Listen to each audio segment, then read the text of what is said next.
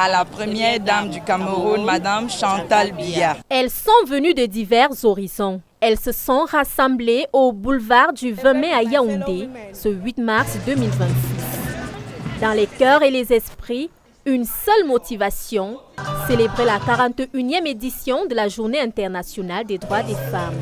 Sous la présidence de la première dame du Cameroun, Chantal Biya, la cérémonie a mobilisé plus de 32 000 femmes dans une ambiance festive, un élan unitaire et un mélange puissant de joie, de réflexion, d'autonomisation et d'espoir. Nous sommes très honorés de prendre part à la toute première édition du Conseil économique et social au défilé du 8 mars. Nous voulons que la femme soit respectée à sa juste valeur. Prendre soin d'elle sur le plan santé pour que la vieillesse ne devienne pas un poids. La santé mentale est très importante. Nous devons être des femmes qui prennent soin de nous, surtout dans ce domaine-là. On n'a pas à se tuer, on a juste à savoir qui on est. Drapées de leur pagne aux couleurs de l'événement, de nombreuses femmes ont salué une journée qui met en lumière la féminité, la résilience et les avancées enregistrées dans la promotion des droits des femmes. Nous avons eu l'opportunité de vivre effectivement la multiculturalité du Cameroun.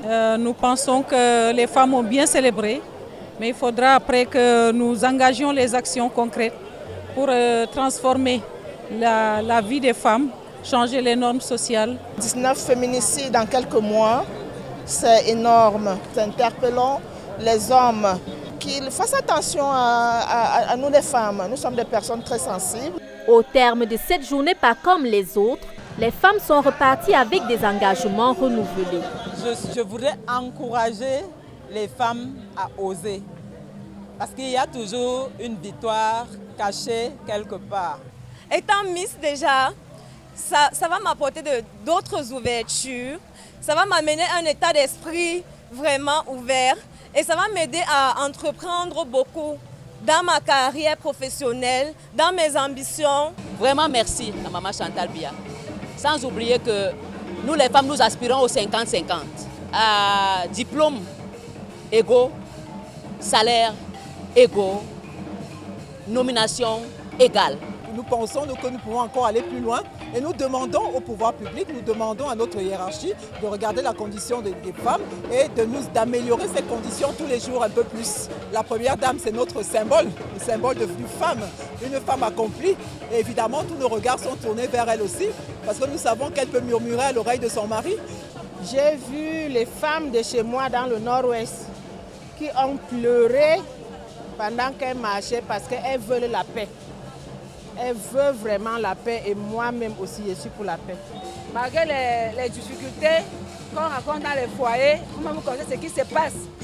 Aujourd'hui, la première dame nous a mis en haut par rapport aux femmes. Les femmes doivent être libres et de tout faire, tout ce qu'un homme peut faire, les femmes peuvent le faire. L'État camerounais, sur le plan formel et même constitutionnel, protège la femme, sauf que sur le plan, on va dire, socio-culturel et même structurel, très souvent les femmes subissent beaucoup de violences. Bon, et sur le plan, au niveau de la justice, beaucoup est aussi à refaire. Il y a des lenteurs administratives face à cette impunité.